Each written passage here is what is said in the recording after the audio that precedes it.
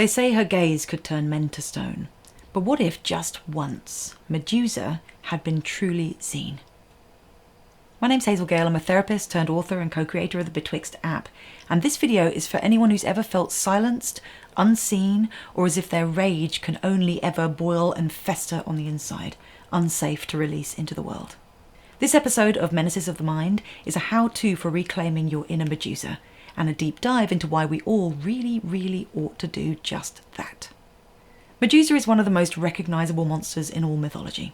With snakes for hair, a petrifying gaze, and a mien so powerful that even after death it could destroy. But before she was a monster, Medusa was a maiden, the only mortal among the three Gorgon sisters.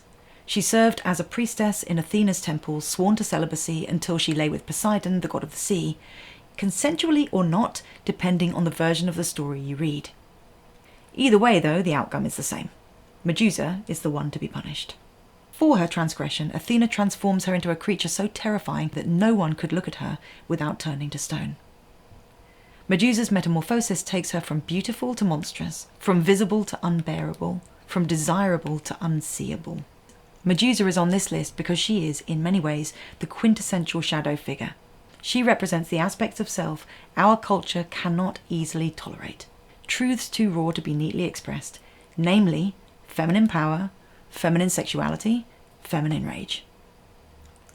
In patriarchal cultures, women's anger is taboo. It's considered unattractive and dangerous and just too much.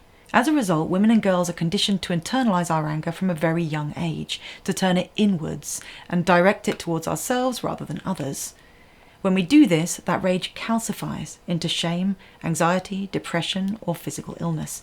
Something, in other words, that will stop us in our tracks. But this archetype, of course, isn't only for women to worry about. Medusa's gaze turns men to stone too. Because that's what internalising pain, anger, and needs does to all of us. It freezes, paralyses, leaves us petrified, emotionally, psychologically, even spiritually. In other words, anyone denied the right to express pain, anger, power, or any other kind of innate emotional force may find their inner Medusa turning to face them. Let's rewind back to the beginning, because the context of this story's origin is illuminating. Medusa's tale emerged during a time of great change to the collective experience of humankind. Largely matrilineal societies, settlements where nature, the earth, and goddesses of fertility held great sway, were being replaced by the patriarchal cultures of nomadic communities, followed by hierarchies and then civilization as we know it. During that shift, the feminine, that is, the psychological principle that has to do with receptivity, intuition, emotion, relationships, and the implicit, was forced underground, superseded by the masculine values of goal orientation, conscious, rational thinking, and the explicit. So earth goddesses were downgraded, essentially, and the moon gave way to the sun. As this happened, intuition and mystery were replaced by linearity, order, and control. And of course, this pattern isn't just ancient history. It lives on even today, every time a woman swallows her anger to avoid being called difficult. Every time someone hides their intuition in favour of logic because it seems safer. Every time a person of any gender learns to mistrust their emotions in order to survive in a goal-driven, productivity-obsessed world.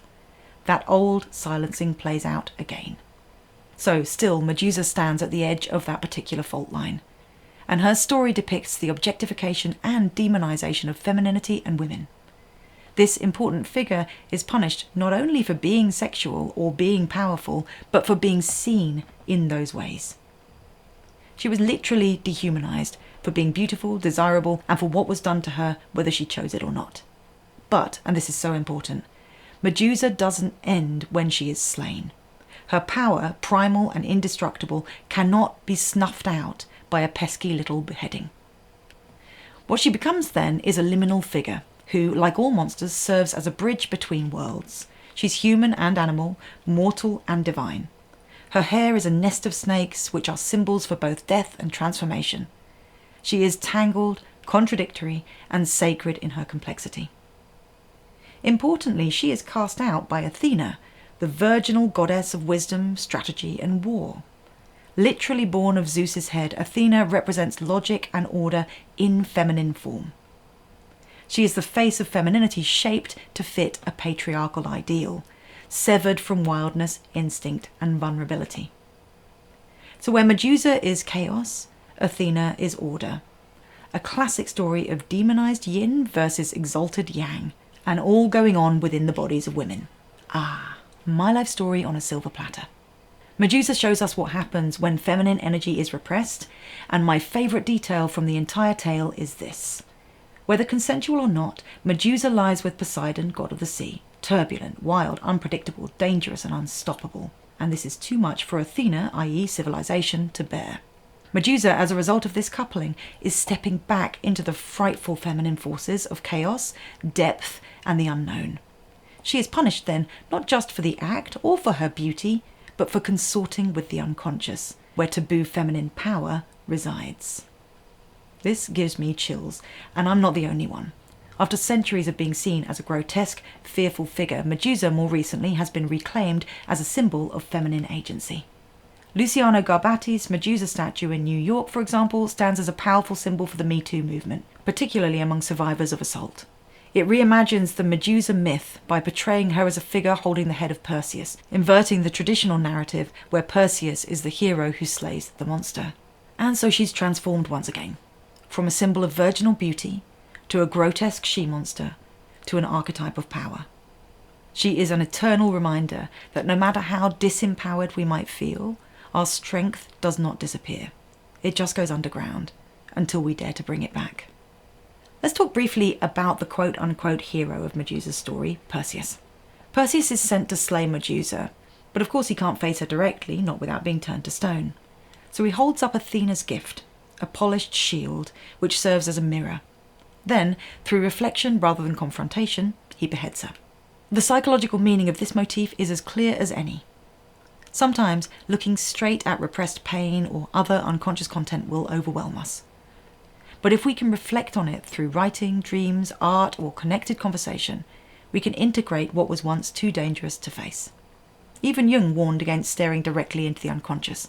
Better, he proposed, to observe its movements in the water, in dream, in symbol and story, just as we're doing in this series of videos. Perseus succeeds where others fail by renouncing brute force and instead respecting the power of what he faces. And, importantly, that power does not die when Medusa's body is slain. Her severed head continues to destroy tyrants and monsters even after death. Finally, in a beautiful metaphor for psychological integration, Athena, the same goddess who cursed her, emblazons Medusa's image onto her breastplate or shield, depending on the story's version, where it's used for protection. The monster, in other words, becomes the medicine. So this is what integration promises. When we reclaim what was once exiled, be it our anger, our needs, sexuality, voice, power, or whatever, it stops appearing as an ugly, monstrous threat, and instead it strengthens us. If we don't accept this challenge, then, just like Medusa's power, those parts will be forced to rumble away menacingly from the shadow. They show up as symptoms and illnesses, and they get projected out onto the world around us too. Put differently, if we don't face our inner Medusas, we'll keep meeting them out there in real life, as conflict, as threat, as pain, as the paralyzing anger of others. So how can we break this pattern? How do we brave a look at Medusa's terrifying face just as Perseus did? Of course, the answer to this question will be different for different people, and it will depend on what you've tried to shut out over the years. But whatever our unsightly monsters are made of, it's important not to rush in guns a-blazing. We need to do what that clever young hero did and seek these entities through careful reflection. Reclaiming your Medusa may mean revisiting moments when you were silenced. Moments of injustice, moments when your own thoughts, feelings, perception of the world, your truth, was denied. It may mean daring to speak up, to lift your chin or stand taller in the face of what's expected of you. Regardless of whether you feel shame over your body, your appearance, your emotions, sexuality, natural instincts, opinions, or story, Medusa's gift is the all-important reminder that there is power, awesome power, within all these things. If used consciously and with acceptance, then you can bring the lost parts of yourself back from the brink, and they can fight alongside you as opposed to against you. Perseus went on to save Andromeda, the daughter of Cepheus and Cassiopeia, from a sea monster, of all things. He brought something pure and beautiful back from the chaotic unknown, and you can too. So let's finish by meeting Medusa in the only way that works, Not directly, but in reflection. If it feels safe to do so, I'd like you to imagine that you're standing at the entrance to an underground chamber. Inside, it's dark. The air smells of damp stone and moss. A cool breeze brushes your skin, and although you can't see her, you can feel that she's waiting, somewhere within. So you walk slowly, footsteps echoing, into the cavernous space. And there, carved from crystal and bone, is a mirror. It's not the kind of flat, perfect mirror we're used to these days, but a more organic shape, just reflective enough to catch a glimpse of this monster's powerful form. Medusa looks your way. Her serpentine hair writhes. Her wings open slowly behind her back. She has golden scales for skin. But as weird and as other as she might seem, as you look at her now, you know that this being is not evil, just powerful and wounded, and gazing at you with a steady intensity that promises not to destroy you, but to reveal. So, as you imagine looking into that shimmering mirror, I'd like to leave you with an important question, if you feel safe enough to explore it. What's one part of yourself that you've turned to stone because it felt too powerful, too dangerous, or too much? Sit with this question for just a moment, because the answer won't usually be immediate or easy. But it is there, so let me ask you again. If there were a part of you that has been silenced, stilled, or otherwise minimized over the course of your life because it felt unsafe to show the world, just what might that part be made of? If you don't yet know, see what comes to mind when you imagine completing this sentence. A part of me that I've tried to make invisible is the one that. Pause now if you don't want to be led by examples, because here are some particularly Medusa-esque ways that people might complete this sentence, and I love them a lot. A part of me that I've tried to make invisible is the one that would rather roar than explain myself. Is the one that knows exactly what I want and won't apologize for it. It's the one that burns with fury every time I'm dismissed or belittled. It's the one that wants to be worshipped, not merely tolerated. It's the one that could destroy a room with a single glare, and sometimes wants to. The one that loves like a storm, too much, too fast, uncontrollably. The one that sees betrayal coming and refuses to play nice. The one that takes up space with no intention of shrinking. The one that laughs too loud, cries too hard, wants too deeply. The one that knows I'm dangerous and delights in it. It's the one that would rather be monstrous than small and sweet. It's the one that is tired of pretending I don't care. If and when you have an answer to this question I'm asking, I'd like you to give that part of yourself a name. That's all I'm asking you to do. To name a resisted aspect of self is the first and smallest step towards inviting it home and reclaiming it. A simple but potent way to reclaim personal power in a culture that taught us to disown it. So what's it going to be? Next time, we're going to meet the vampire within. Charming, seductive, addictive. Until then, though, let a part of your mind stay with the mesmerizing monster Medusa, so that she can teach you her most poetic lesson. Sometimes, the things you were told to hide may be the very things that will save you.